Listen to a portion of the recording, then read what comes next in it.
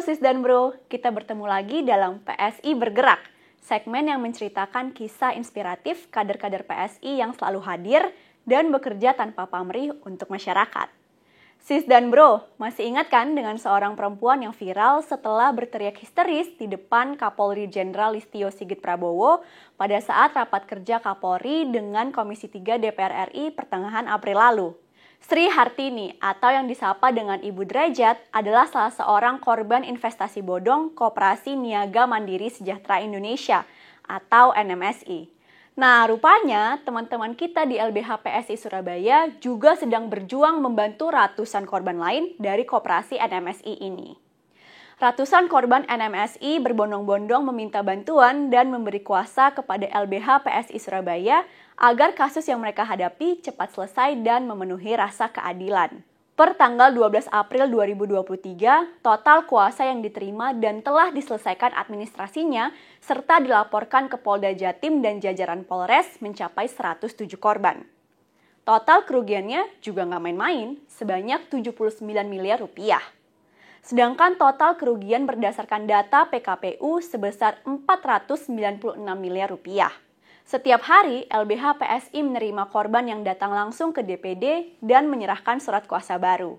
Tambahan surat kuasa yang diterima DPD PSI Surabaya dan telah diselesaikan administrasinya dengan melaporkan ke Bareskrim Polri mencapai 200 korban lebih. Saat ini, LBH PSI sedang bekerja menindaklanjuti permohonan 8.000 korban lainnya. LBH PSI Surabaya tak hanya mengawal penyelesaian kasus ini di tingkat Polda saja, tapi sampai ke Bareskrim Mabes Polri dan PPATK untuk melacak aset dan mengupayakan pemulihan hak para korban. Kerugian terbesar korban yang diterima LBH PSI Surabaya adalah seperti yang dialami penduduk satu desa dengan total kerugian sebesar 12 miliar rupiah dari dana bersama. Mereka tergiur dengan kerjasama kemitraan budidaya lebah madu Klanceng Koperasi NMSI yang berdiri pada 2018. NMSI berani menjanjikan profit hingga sekitar 26% kepada investor. Penduduk satu desa ini akhirnya mengumpulkan uang dengan cara menjual sawah, tanah, tabungan anak cucu, dan semua yang mereka punya karena dijanjikan keuntungan yang fantastis. Selain itu, banyak kisah pilu datang dari para korban. Sudah ada 4 korban yang meninggal dunia karena bunuh diri dan terkena serangan jantung. Mengingat para korban mengalami kerugian material dan imaterial yang sangat besar, maka tuntutan LBH PSI sangat jelas.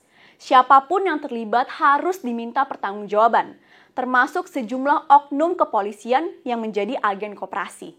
LBH PSI turut berharap kasus ini diusut tuntas dan tidak hanya berhenti pada penetapan tersangka serta DPO saja. Dan yang terpenting, hak-hak para korban harus dikembalikan. Salam solidaritas.